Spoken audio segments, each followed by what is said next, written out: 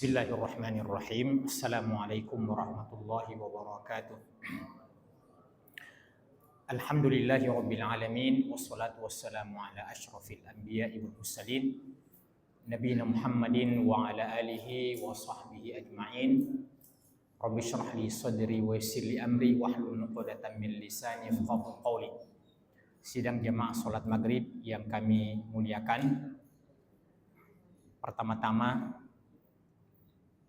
saya secara pribadi mengucapkan taqabbalallahu minna wa minkum kullu amin wa antum bi khair minal aidina wal faizin, dalam momentum setelah kita melewati bulan suci Ramadan dan bernah Idul Fitri, dan kita berada di hari-hari terakhir dari bulan Syawal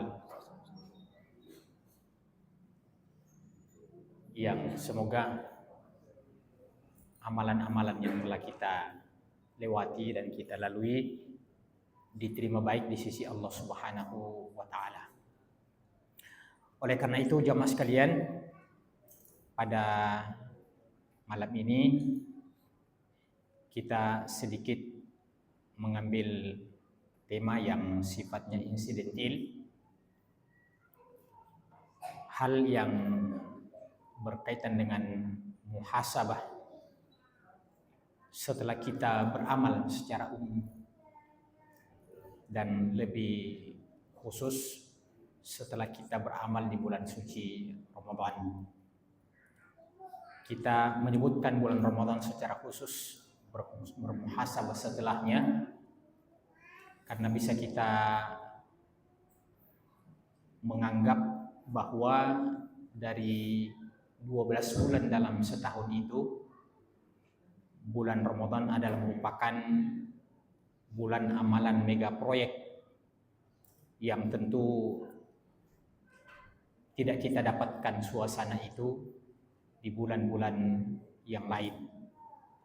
Maka sangat penting untuk kita melakukan muhasabah setelah melewati bulan Ramadan ini.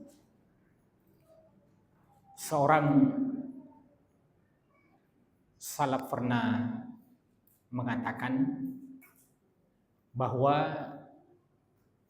ada dua hal yang paling mendasar ketika kita bermuhasabah, dan itu juga yang akan menjadi pertanyaan di hari kemudian kelak nanti dalam setiap amalan yang kita kelak kerjakan. Yang pertama, pertanyaannya itu limada? Kenapa? Kenapa ini berkaitan dengan persoalan motivasi, berkaitan dengan persoalan apa yang melatar belakangi. Nah, kalau persoalan yang berkaitan dengan kenapa ini, tentu saja kita telah memahami bahwa semua kehidupan kita ini, bahkan hidup dan mati kita peruntukkan untuk Allah Subhanahu wa taala. Dalam doa iftitah kita diajarkan oleh Nabi untuk selalu mengucapkan itu setiap kita habis takbir, bagi yang membaca macam doa iftitah ini. Inna sholati wa nusuki wa mahyaya wa mamati. Jadi ada 4 di situ yang disebutkan secara terperinci. Yang pertama adalah inna sholati, sesungguhnya sholatku. Dia disebutkan secara spesifik. Kemudian wa nusuki. Nusuk itu ibadah secara umum. Jadi disebutkan sesungguhnya sholatku secara khusus dan ibadahku secara umum. Kemudian hidupku Itu lebih umum lagi. Berarti tidak ada yang tersisa kalau kita berbicara tentang hidup.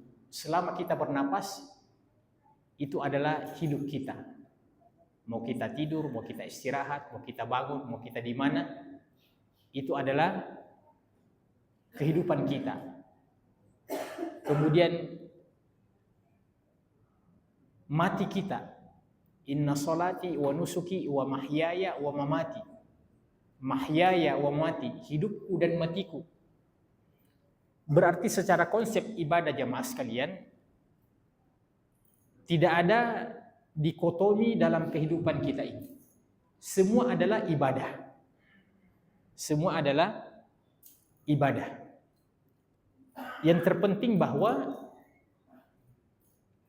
dia bernilai ibadah ketika terpenuhi dua syaratnya. Yang pertama adalah lillah. Yang pertama adalah lillah. Kita sholat karena Allah. Ya, inna sholati tadi itu. Kemudian kalau dia masuk dalam kategori ibadah mahdhah, dia berkaitan dengan kaifiyah, berkaitan dengan cara. Dan itu pertanyaan yang kedua nanti. Kenapa kamu kerjakan berkaitan dengan niat? Yang kedua, bagaimana kamu mengerjakannya? Itu menunjukkan bahwa ibadah ini tidak boleh dilakukan secara sembarangan. Tidak boleh dilakukan secara sembrono. Karena ibadah itu di samping berkaitan dengan niat yang ikhlas, yang tidak kalah pentingnya adalah berkaitan dengan tata cara. Terutama ibadah-ibadah mahdhah seperti rukun Islam, seperti rukun iman. Itu tidak ada peluang bagi kita untuk beristihad sendiri. Kenapa para ulama banyak berbeda dalam masalah-masalah furu'? Itu karena selektifnya mereka untuk mau paling benar dalam beribadah. Iya. Nah, salah satu umpamanya kebiasaan ya tradisi kita di Indonesia ini, ya, yang kita berharap mudah-mudahan suatu saat, ya, kita bisa bersatu adalah memulai kapan masuknya Ramadan dan kapan kita Idul Fitri. Iya. Itu selalu ada ya perbedaan pendapat di negeri ini, ya. Sebenarnya kalau kita ingin bertanya itu kenapa sih mesti berbeda? Itu dilatar belakangi karena ingin yang paling benar, ya. Bukan yang terpenting bahwa kita berbeda. Karena ada juga orang berbeda itu, orang Arab mengatakan khalif tu'raf, berbeda supaya kau dikenal. Bukan itu menjadi tujuan kita. Ya. Kadang-kadang ada orang motivasinya bukan karena mencari kebenaran, ya, cuma karena mencari sensasi. Begitu dia berbeda dia dikenal. Iya. Sekarang ini waktunya orang melakukan hal-hal yang aneh-aneh, apalagi di era medsos ini, iya. Paling mudah terkenal itu pokoknya melakukan hal-hal yang aneh, ya. Dan kadang-kadang ada orang yang melakukan sesuatu yang sebenarnya ya masuk dalam kategori pelanggaran, tapi karena dia sesuatu yang mungkin ya unik, ya, maka ternyata banyak orang yang nonton. Padahal itu bukan sunnah. Iya. Saya juga mohon maaf ini Pak, ya. Itu kalau kita buka literatur di HP, cari bahan-bahan mau ceramah, ya. Tiba-tiba kita lewati, ya mungkin ada konten-konten yang ya juga tidak sampai haram, ya. Tapi agak ada yang unik-unik. Mungkin ada di antara kita biasa itu yang buka itu, yang tukang makan itu di YouTube itu. Apa namanya? Ya, ya pasti tahu yang biasa nonton tuh. Ya itu mukbang. Yang masya Allah Raja Lahap dalam makan. Iya. Biasa itu sampai hampir 1 meja ini sendirian, ya. Bisa-bisanya itu sampai 4 ekor dia sendiri, tambah dengan nasi yang kayak seperti menggunung itu. Nah, tapi dia suka cari sensasi. Saya lihat followernya di situ, sampai puluhan juta. Untuk urusan ditonton makan saja sampai puluhan juta. Nah, itulah bukan cuma orang Indonesia. Manusia dunia sekarang ini, apapun yang dilakukan, yang penting unik-unik, nah itu banyak yang suka. Iya. Orang Arab mengatakan, ada satu hal kalau kau bisa lakukan itu, kau akan terkenal di dunia. Iya. Kencingi sumur Zam-Zam, kau akan terkenal. Iya. Kencingi sumur Zam-Zam, kau akan menjadi orang yang terkenal. Iya. Tapi mungkin belum keluar dari pelataran Ka'bah, iya, kamu sudah hancur-hancur. Ya. Baik jamaah sekalian. Sekarang kita kembali pada tema kita bahwa muhasabah ini penting karena berkaitan dengan persoalan diterima tidaknya ibadah kita di sisi Allah Subhanahu wa taala. Yang pertama kita sudah sebutkan tadi tentang limada. Kenapa kamu mengerjakan? Iya. Ulama mengatakan di hari kemudian nanti ada 2 pertanyaan yang tidak lepas. Pada setiap apa yang telah kita lakukan itu, maksudnya ibadah, itu kenapa kau mengerjakan? Untuk siapa kau lakukan? Karena kita punya niat ini bisa terbelah. Iya. Lillah am li ghairillah. Dan memang persoalan menjaga niat ini, Pak, pekerjaan yang paling susah mungkin. Iya. Melebihi pekerjaan mungkin pergi memanjat gunung, pekerjaan-pekerjaan yang sifatnya fisik. Iya. Inilah persoalan niat yang paling susah untuk kita ya jaga, Pak. Seorang ulama yang bernama Al-Imam As-Susi rahimahullahu taala pernah mengatakan, man ra'a anna fi ikhlasihi ikhlasan fa ikhlasuhu yahtaju ila ikhlas. Siapa yang merasa bahwa dalam keikhlasannya itu, dalam ibadahnya itu sudah ada keikhlasan. Jadi merasa saja, alhamdulillah, kayaknya saya sudah ikhlas ini. Andaikan ada perasaan kita seperti itu, saya sudah ikhlas ini. Iya. Apalagi kalau kita mengatakan, apa aja lagi yang saya perlu pertanyakan? Kalau saya tidak ikhlas, siapa lagi? Kata Imam As-Susi, siapa yang memiliki perasaan seperti itu, maka keikhlasan yang seperti ini membutuhkan saringan keikhlasan. Membutuhkan saringan keikhlasan. Man ra'a anna fi ikhlasi ikhlasan fa ikhlasuhu yahtaju ila ikhlas. Barang siapa yang memandang bahwa pada keikhlasannya itu sudah ada keikhlasan, maka keikhlasan yang seperti itu membutuhkan lagi saringan keikhlasan. Sebab kadang-kadang kita start dari pertama, ya, di tengah jalan tiba-tiba bengkok. Maka ini kita memerlukan perjuangan lagi untuk menarik. Ya. Sama ketika kita sholat, Pak. Ketika kita sholat, baru saja kita berniat, ya, lillahi ta'ala. Ya. Begitu kita takbir, Allahul Musta'an, belum lagi selesai imam menyelesaikan Al-Fatihahnya, ya, kita ini sudah terbang kemana-mana, Pak. Iya, ada yang ada di Masjid Ar-Rahman, iya, tapi tiba-tiba pemikirannya ada di Jakarta, ada tempat kerja, ada di mana, iya. Kadang-kadang membuat program kerja dalam sholat, iya. Sudahlah, di luar waktu sholat kita memikirkan urusan dunia kita, di dalam sholat pun kita tidak sisakan untuk Tuhan kita, Pak. Iya. Maunya itu kalau di luar sholat, ya, kita fahamlah. Memang, ya, fantasyiru fil ardh, bertebaranlah kalian di permukaan bumi ini. Ya, mengurus urusan-urusan kalian. Urusan-urusan yang berkaitan dengan kehidupan kita. Ya. Ketika Allah mengatakan, idza nudiya lis-sholati min yaumil jum'ati fas'au ila dzikrillah wa dzarul bai'.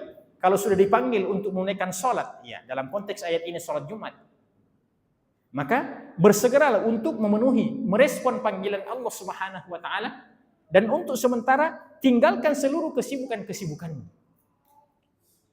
Itu penekanannya ayat ini jamaah sekalian, baik secara fisik maupun secara batin, tinggalkan urusan itu semuanya, Pak. Iya. Tapi sampai dalam sholat pun kita tidak sisakan untuk Tuhan kita. Saya biasa mengatakan di sini bahwa ada ulama yang pernah menyindir kita semua. dengan sindiran yang sangat halus. Apa dia bilang, Pak? Kita ini kan sering sekali lupa barang-barang kita, Pak. Iya. Saya paling sering lupa di mana saya punya kacamata, di mana saya punya HP, ya. Yang paling sering itu di mana kunci, ya. Kunci motor, kunci mobil ketika sudah mau pergi. Iya. Pernah saya tidak jadi pergi ceramah subuh, Pak, gara-gara tidak dapat kunci mobil subuh-subuh. Ternyata ada di antara anak saya itu yang kasih pindah itu mobil. Ya, malam-malam saya tidak tahu dia. Ya, pokoknya nanti jam 8 pagi baru dapat itu, Pak. Maraku itu. Iya. Kata Syekh ini menasihati kita. Kita semuanya ini. Dia bilang paling gampang kalau ada sesuatu yang kau lupa, untuk cara mengingatnya itu gampang sekali. Salat sunat 2 rakaat langsung kau ingat itu. Ya. Jadi kalau ada sesuatu yang katanya kau lupa kuncimu, kau lupa HP-mu, kau lupa kacamatamu, ya, di mana lagi saya simpan? Dan memang seperti itu. Pintar sekali itu setan, Pak. Kadang-kadang di mana lagi saya punya kacamata, di mana saya punya dompet ini? Lupa betul. Begitu kita, Allahu Akbar, ada di atas lemari itu. Subhanallah. Kata Syekh itu, maka akhirnya salat kita adalah momentum untuk mengingat apa-apa yang kita lupa di luar salat. Coba bayangkan. Dengan ibadah yang serendah itu, dengan ibadah yang kualitas paling rendah seperti itu, ternyata ketika kita ditanya surga mana yang kau menginginkan? Ya, tidak ada di antara kita yang mau surga yang biasa-biasa, Pak. Semua ingin Jannatul Firdaus. Ini sama dengan orang yang punya modal yang sederhana tapi mau memiliki barang yang mewah. Ya. Bagaimana caranya? Bagaimana memungkinkan? Ya. Uangnya sedikit tapi mau barang yang mewah. Ya. Mau beli emas, ya. Tapi uangnya tidak cukup untuk 1 gram. Itu tidak mungkin. Maka untunglah Allah Subhanahu wa taala di antara namanya Ghafur Rahim.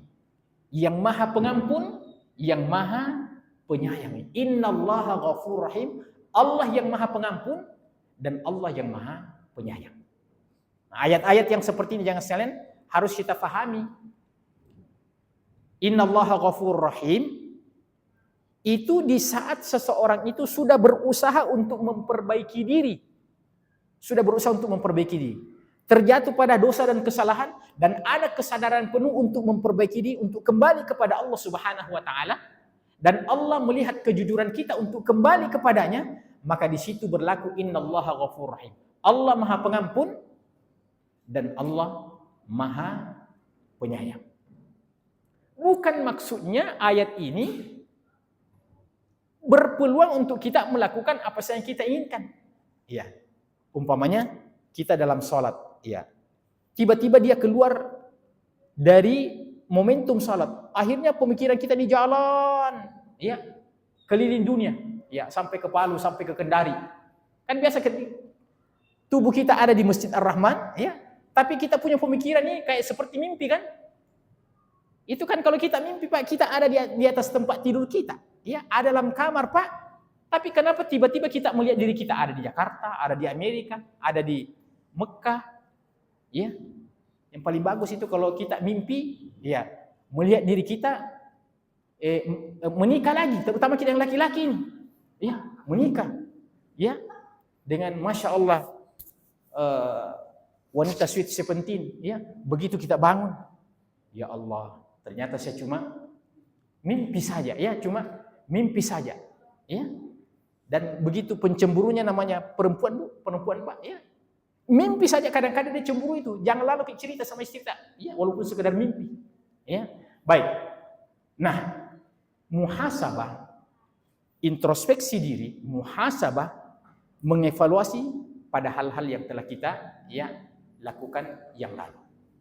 Yang pertama, jemaah sekalian, kita sudah sebutkan tadi, mengevaluasi persoalan niat kita, keikhlasan kita pada perkara-perkara yang telah kita, ya, kerjakan. Al-ikhlasu wal mutaba'ah. Ya, itu istilahnya. Persoalan keikhlasan dan persoalan keikutan kita dalam sunnah. Nah, sudahlah keikhlasan. Keikutan itu jamaah sekalian, itu banyak sekali poin-poinnya. Banyak sekali poin-poinnya. Umpamanya, kita angkat contoh salat. Bagaimana dikatakan salat yang sesuai dengan sunnah? Salat yang sesuai dengan sunnah itu pada poin ikut kepada Nabi, mencontoh kepada Nabi. Yang pertama mencontoh caranya Nabi.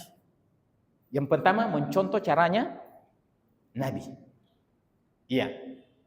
Setelah mencontoh caranya Nabi, belum selesai Pak. Masih ada beberapa poin.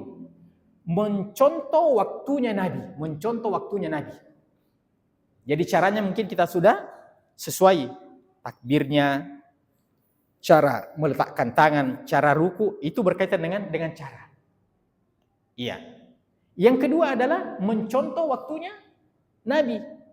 Karena ibadah ini bukan hanya berkaitan dengan cara. Ibadah ini juga berkaitan dengan waktu. Ya, ibadah ini berkaitan dengan waktu. Iya. Umpamanya di bulan Ramadan yang lalu, alhamdulillah, rata-rata kita ini alhamdulillah disiplin kita punya sholat, ya, sholat jamaah yang laki-laki. Iya. Jangankan yang wajib Pak, yang sunnah saja kita berusaha untuk menyempurnakan sholat tarawih kita. Ya, sholat tarawih kita. Ya. Jangan sampai baru beberapa hari setelah Ramadan itu terlalu kontras. Ya.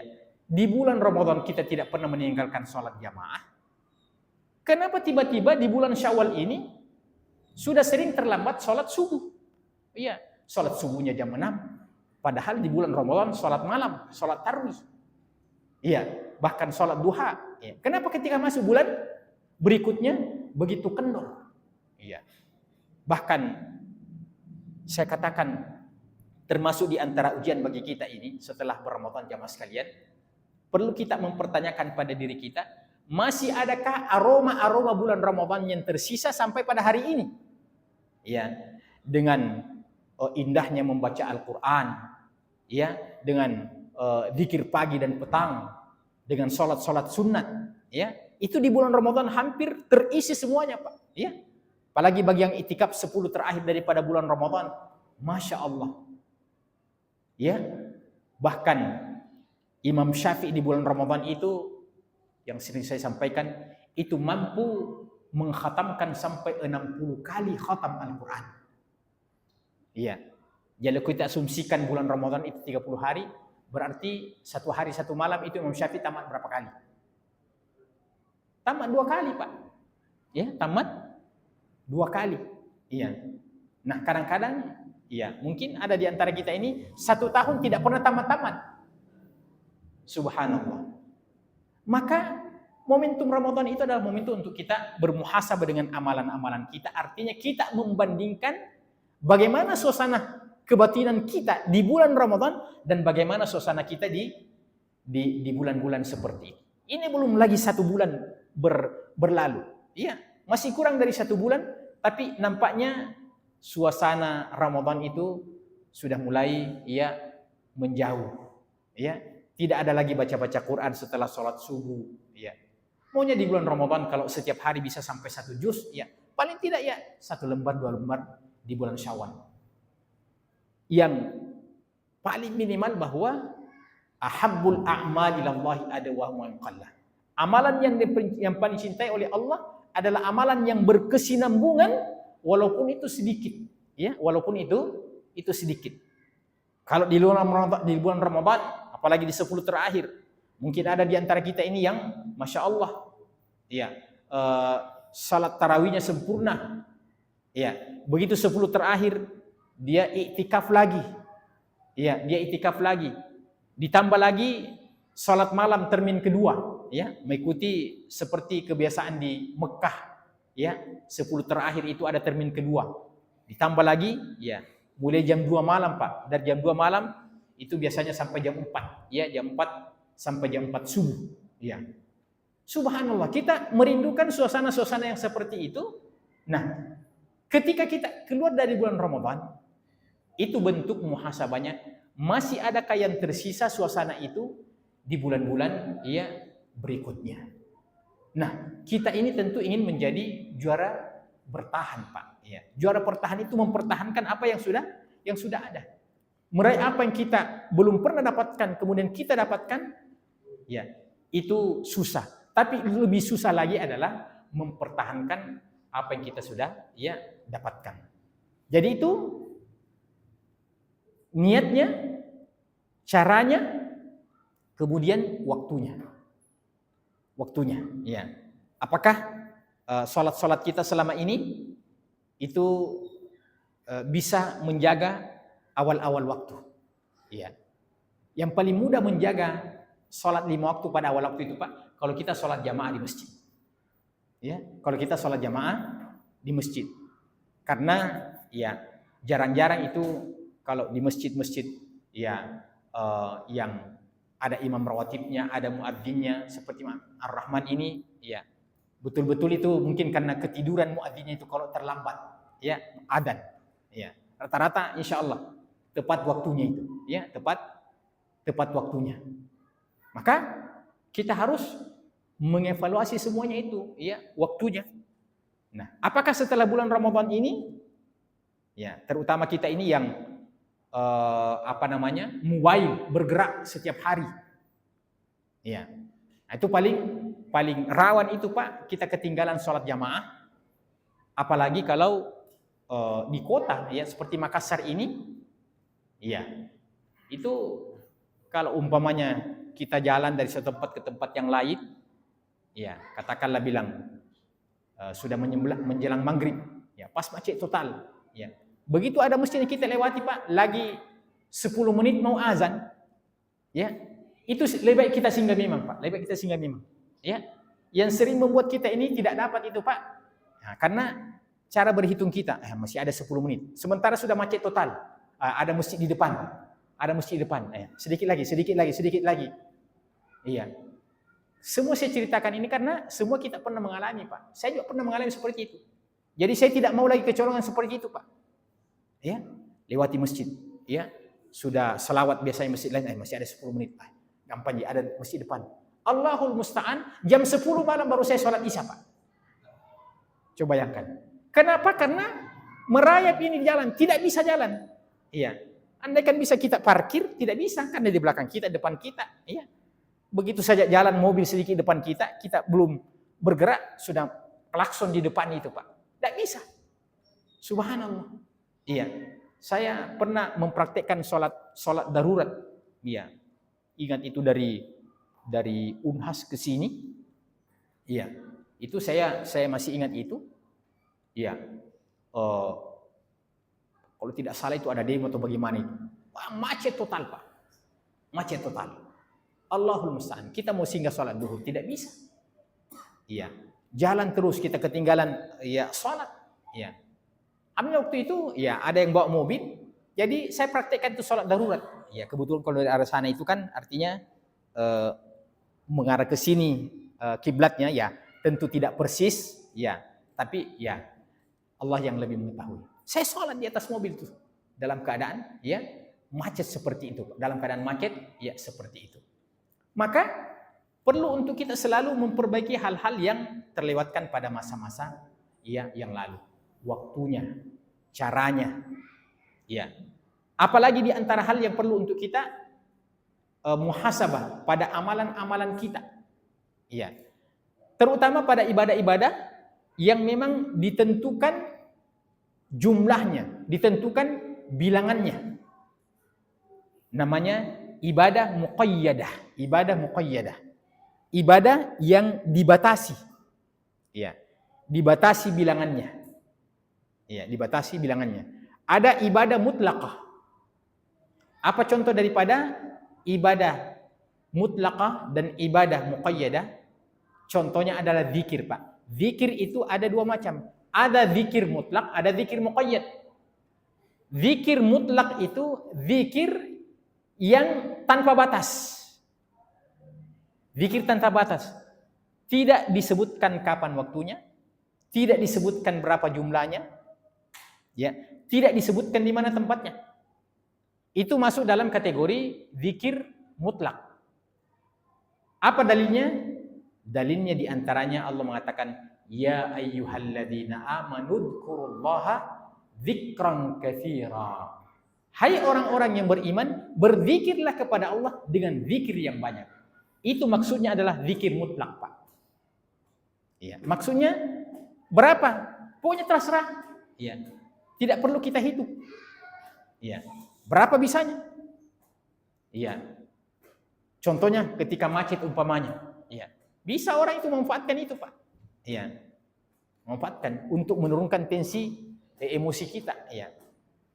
Karena itu kalau macet itu memang cepat sekali orang stres. Iya. Enggak tahu itu kalau di jalan itu gampang sekali orang emosi, iya. Begitu ada yang silang sedikit, iya. Karena saya suatu kali itu sudah macet memang, tiba-tiba ada yang silang begitu, iya. Ada anak saya itu yang bawa mobil itu, iya. Tiba-tiba emosi itu, iya, karena ada yang tiba-tiba menyilang di depan itu, iya. Iya, dan hampir kita tabrak itu. Ya, itu mungkin karena ya banyaknya beban-beban ketika kita berada di jalan itu. Ya. Maka kita memanfaatkan subhanallah, subhanallah, subhanallah, subhanallah, subhanallah, subhanallah. Iya. Mau pilih yang mana saja, iya, yang gampang. Yang pendek, alhamdulillah, alhamdulillah, alhamdulillah, alhamdulillah.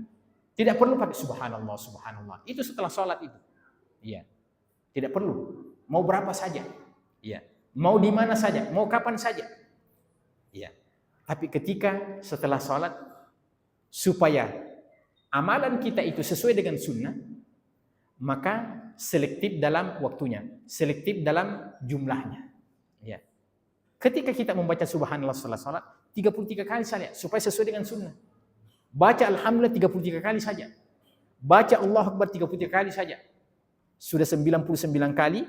Kemudian ditambah dengan la ilaha illallah wahdahu la syarikalah, lahul mulku wa lahul hamdu wa huwa ala kulli syai'in qadir. Iya. Ada semua sunnah-sunnahnya. Membaca 3 qul pada salat setelah salat subuh. 3 qul itu masing-masing 3 kali. Qul huwallahu ahad 3 kali. Qul a'udzu birabbil falaq 3 kali. Qul a'udzu birabbin nas 3 kali. Ya, demikian juga setelah salat maghrib dan setelah salat fardu selain daripada 2 waktu ini masing-masing 1 kali saja. Begitu yang ditegaskan dalam sunnah. Maka tidak tepat ada orang mengatakan, kenapa dibatas-batasi? Kalau saya mau 100 kali, bukan persoalan Anda mau atau tidak. Iya. Bukan persoalannya di situ. Iya. Sama kalau umpamanya kita mau mengisi tangki bensin. Iya. Kita punya mobil. Berapa bisanya? Iya. Cuma 50 liter. Iya. 50 liter saja. Iya. Tidak mungkin mengatakan, kenapa kalau saya mau 300 liter? Kalau 300 liter Anda sudah mubazir. Iya. Terbuang-buang itu tidak masuk di situ. Memang kapasitasnya seperti itu.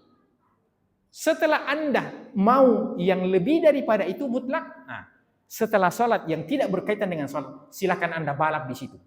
Silakan Anda perbanyak di situ. Bahkan tidak perlu pakai hitungan. Jadi niatnya, caranya, bilangannya, kemudian waktunya. Itu perlu dievaluasi semuanya. Setelah itu, apalagi jamaah sekalian? Perlu kita evaluasi jenisnya. Apa? Jenisnya. Iya. Bukan yang terpenting kita berdoa. Berdoa dalam sholat itu kan boleh. Iya. Iya. Tapi apa jenisnya? Zikir yang kita baca. Ada namanya doa iftitah. Ada nama tasbih di saat kita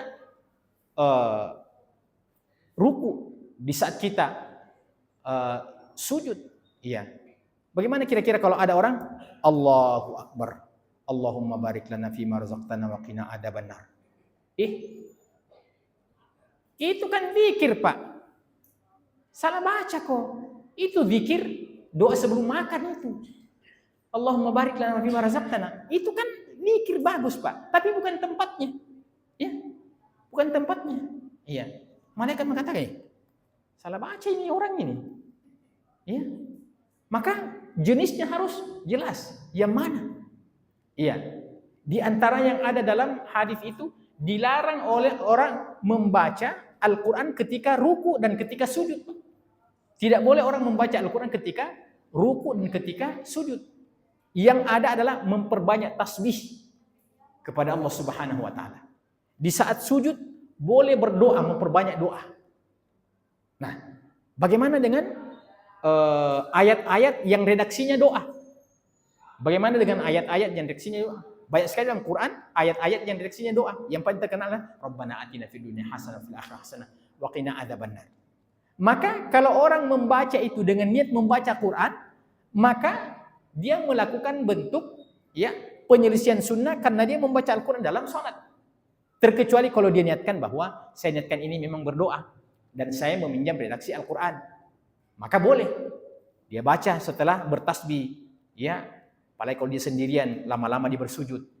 Ya Rabbana atina fid dunya hasanah wa fil akhirati hasanah wa qina adzabannar. Rabbana zalamna anfusana wa illam taghfir lana wa tarhamna nakuna minal khasirin. Rabbana ighfir lana wa li ikhwanina alladziina sabaquna bil iman wa la taj'al fi qulubina ghillan lil ladzina amanu. Rabbana innaka ra'ufur rahim. Itu sudah ada etika-etikanya, caranya, waktunya, tempatnya, jenisnya. Ya, termasuk yang sering angkat sebagai contoh jamaah sekalian. Apa contoh ibadah yang paling ditekankan jenisnya? Ini sebentar lagi akan masuk bulan haji. Kurban. Kurban itu berkaitan dengan jenis. Ya, harus selektif betul memilih apa yang kita mau sembelih, apa yang kita mau kurbankan. Apa yang kita mau kurbankan? Yang pertama adalah hewan ternak. Ya. Hewan ternak, tidak semua hewan ternak, tidak semua hewan yang dimakan. Iya. Kijang juga hewan bisa dimakan. Iya. Kuda juga bisa dimakan. Iya. Tapi bukan itu. Dia hanya 3 jenisnya. Iya. Unta kalau kita di Arab, iya. Sapi, iya. Kambing. Salah satu di antara 3 itu. Iya. Tidak masuk di dalamnya hewan-hewan yang lain, Pak. Iya. Tidak masuk kuda. Iya. Apalagi ayam. Iya. Bagaimana kalau ada orang yang mengganti porsi 1/7 sapi? 1/7 sapi itu ya berapa sekarang kalau 1/7 sapi? Kira-kira berapa yang ditentukan panitia? Ya berapa, Ji? 21 juta. Oh, berarti berapa satu orang itu? 14 juta. 14 juta jadi berarti satu orang sekitar gitulah. Nah, jadi kira-kira kalau seandainya ada orang yang bilang, saya banyak sekali nih yang kurban sapi dan kambing di sini. Ya, saya mau kurban, mau beli ayam kampung. Ya, saya Pak kalau dikasih pilihan antara sapi dengan ayam kampung lebih kupilih ayam kampung. Ya, tapi apakah dia dikatakan orang berkurban sesuai dengan sunnah? Ketika dia belikan itu anggaran yang 1/7 sapi, dia belikan ayam kampung semuanya. Tidak sah ya bentuk kurbannya karena menyelisihi jenis. Karena menyelisihi jenis. Iya. Contohnya, mohon maaf ini Pak. Ya. Pamannya saudara-saudara kita Jenek Ponto yang terkenal suka makan kuda. Bahkan mungkin sebagian di antara kita juga suka makan kuda. Iya. Tidak boleh orang Jenek Ponto karena senang makan kuda, dia bilang bagaimana kalau kita orang Jenek Ponto berkurban dengan kuda saja. Ya, kita katakan tidak sah ya kurbannya orang Jenek Ponto ketika mereka berkurban dengan kuda karena memilih jenis yang tidak ditetapkan oleh Rasulullah sallallahu alaihi wasallam. Apakah kuda di zaman Nabi tidak ada? Banyak kuda-kuda perang itu, tapi tidak ada dalilnya pun yang menyebutkan bahwa Nabi pernah berkurban dengan selain daripada yang 3 jenis ini. Termasuk dalam hal ini, Pak, ya tambah-tambah sedikit. Termasuk dalam hal ini adalah kurban itu harus hewan yang diniatkan untuk dikurbankan. Jadi ketika disembelih memang diniatkan untuk dikurbankan. Contoh daripada kemungkinan yang ada kemirip-miripan, ada orang yang tidak ada kesempatannya untuk bergabung dengan 7 orang. Iya. Bila hari terakhir ini, bagaimana caranya mau berkurban? Iya. Dia tahu pasar ya Petarani, dia lari ke pasar. Dia tanya panitia, berapa kilo biasa itu satu orang itu kira-kira kalau 1/7 itu, kira-kira berapa kilo biasanya itu Pak, yang paling minimal? Mungkin paling minimal itu 10 kilo paling minimal. Sapi yang paling kecil itu 70 kilo. Paling kecil itu. Nah, katakanlah berasumsi seperti itu. 10 kilo setiap orang. Dia pilih sapi yang 70 kiloan. Iya. Terus dia bilang, saya pergi ke pasar, beli daging sapi juga 10 kilo. Baru dia niatkan untuk kurban. Pertanyaannya, apakah yang dia kerjakan itu masuk dalam kategori kurban? Tidak masuk, Pak. Tidak masuk dalam kategori kurban, karena ketika sapi itu disembelih, ya, itu niatnya untuk diperjualbelikan, bukan untuk kurban. Ya, maka niatnya ini mempengaruhi, Pak. Biar dia beli 1 ekor itu, Pak, 70 kilo, tapi sapi yang sudah dipotong-potong memang dia beli, kemudian niatkan untuk kurban pada hari-hari nahar itu, hari-hari tasyrik, tidak masuk dalam kategori ya kurban. Ibadah ini kita sangat selektif dengan jenis, sangat selektif dengan waktu, sangat selektif dengan bilangan, ya, sangat selektif dengan cara. Nah, hal-hal inilah yang perlu untuk kita senantiasa ya koreksi pada diri kita, ya. Nah, adapun ibadah-ibadah yang sifatnya mutlak, dari segi waktunya, dari segi jenisnya, dari segi apanya, ya. Nah, bersedekah umpamanya, bersedekah itu ya mau dengan apa saja.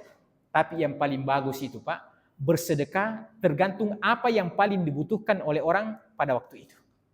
Ya, apa yang paling dibutuhkan orang pada waktu itu.